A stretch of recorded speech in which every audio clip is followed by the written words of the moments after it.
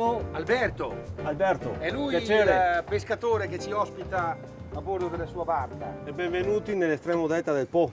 Estremo Delta suona proprio, capito, come grande avventura. Sicuramente perché sono zone ancora integre. Noi tocchiamo le zone meno antropizzate del delta del Po, per cui vi porto un po' i mezzi segreti del delta. Va bene. Caneto, foce, scanni, i dedali di canali. Guardi, non so di cosa si tratta, ma sono curioso. Partiamo Partiamo. pure. Approfittiamo del fatto che la nebbia ci dà tregua. Beh, il delta del Po è bello, ogni stagione cambiano continuamente odori, colori. Bello l'autunno con le brine, con le nebbie, surreali, malinconico, un po' vattato, quasi ipnotico. È un poeta, Alberto. Lo sapevo che avevo trovato l'uomo giusto.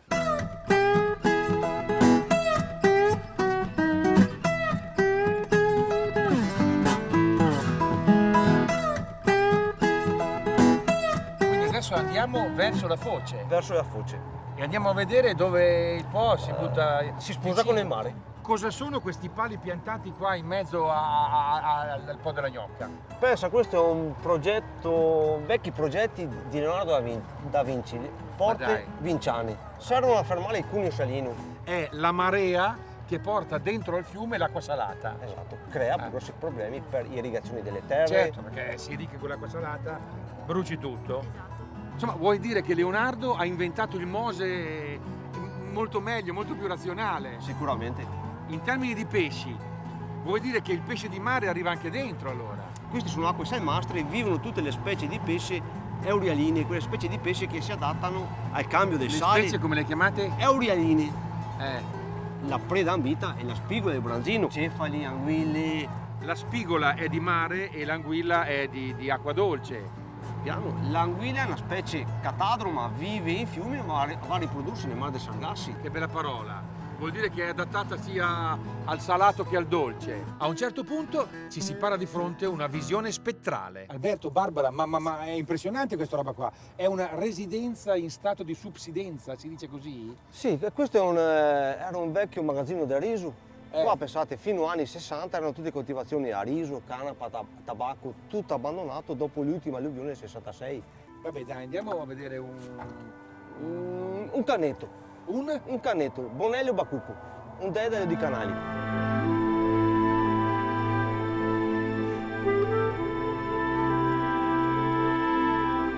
Questo territorio che adesso mi appare deserto e selvaggio, in realtà era produttivo. Scusa Barbara, ma in termini sociali, economici, allora questa qui era una zona, diciamo così, in cui la gente viveva e lavorava. Beh, in termini sociali effettivamente la canna palustre, che a osservarla sembra una comune pianta, aveva la sua ricchezza, aveva il suo scopo. Infatti in passato i cannaioli, cioè le persone che giungevano qui con piccole imbarcazioni, raccoglievano la canna palustre, facevano dei grossi cespi, riempivano la barca e si portavano dove? Sul tratto arginale, per poterla poi vendere a eventuali acquirenti. Un materiale prezioso. Utilizzato fino a pochi anni fa per far tutto, le case, le stuoie, le arelle, i lavorieri per le anguille, le anatre da richiamo, un buon isolante termico e idrico, ma anche un ottimo fitodepuratore naturale. Fitodepuratore perché? Perché l'acqua passa di qui e si... E con il ciclo della fotosintesi clorofiliana va a depurare l'acqua. Ma quello è il famoso faro di Goro, è vero? Faro di Goro. L'ho visto dal mare delle volte. Isola dell'Amore. L'isola dell'amore. Isola dell'Amore perché è un'isola dello stato naturale, 5 km di scanno, zona area protetta del Parco Emiliano. Dell'Amore perché in estate tante coppiette vengono a mangiarsi i panini in pace sull'isola. Capisco.